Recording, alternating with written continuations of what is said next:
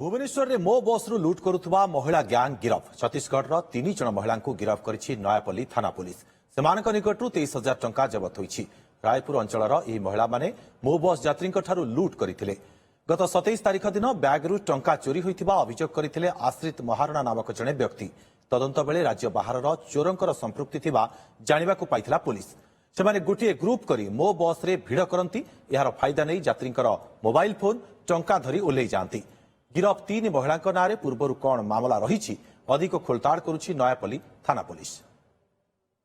तदंत समय आम विश्वस्त सूत्रु खबर पाइलु कि किछि बाहर राज्यर व्यक्ति मो बस रे ए सबु चोरी काम करचंती एवं सेही तथ्य आधार रे आमे हमर टीम हमर नयापल्ली थानार विभिन्न बस स्टॉपेज गुडी करे मुतयन करथिलु। नाबार्ड बस स्टैंड रे 3 जन महिला को संदिग्ध अवस्था धरिया सक्षम होइथिला। माने 3-4 जन ग्रुप रे बुलुचंती एवं गहली समय से माने तांकर जो व्यक्ति चोरी करियार योजना रहुची तांको से माने घेरी जाउचंती एवं भिड़र फायदा उठाई चोरी कर नै जाउचंती एवं बस स्टॉपेज गुडारे ओल्हेई से स्थान रु पळि जाउचंती। मो बस रे महिला यात्री होई जाउथिले एवं टार्गेट करूथिले अन्य यात्री को।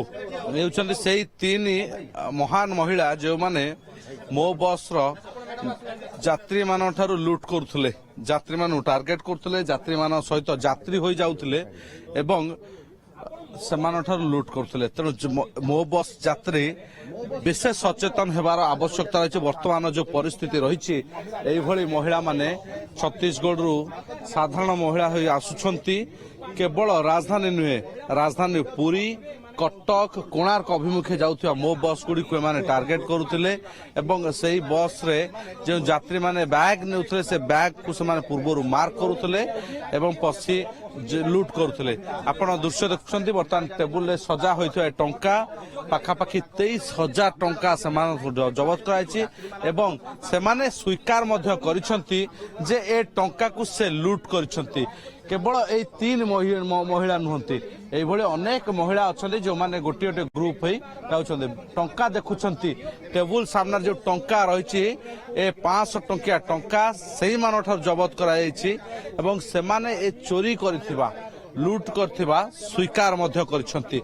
छत्तीसगढ़ रे महिला मानक कारसादिता आपण देखुछंती। तेनु निहाती जो माने मध्य मो बस यात्रा करुछंती सेमाने सावधान हेबार आवश्यकता रहउछि। जदि आपण मो बस यात्री ताले एई भली महिला को ठारू सावधान रहंतु, सतर्क रहंतु, जाफल रे लूट रु बर्ती पारिबे।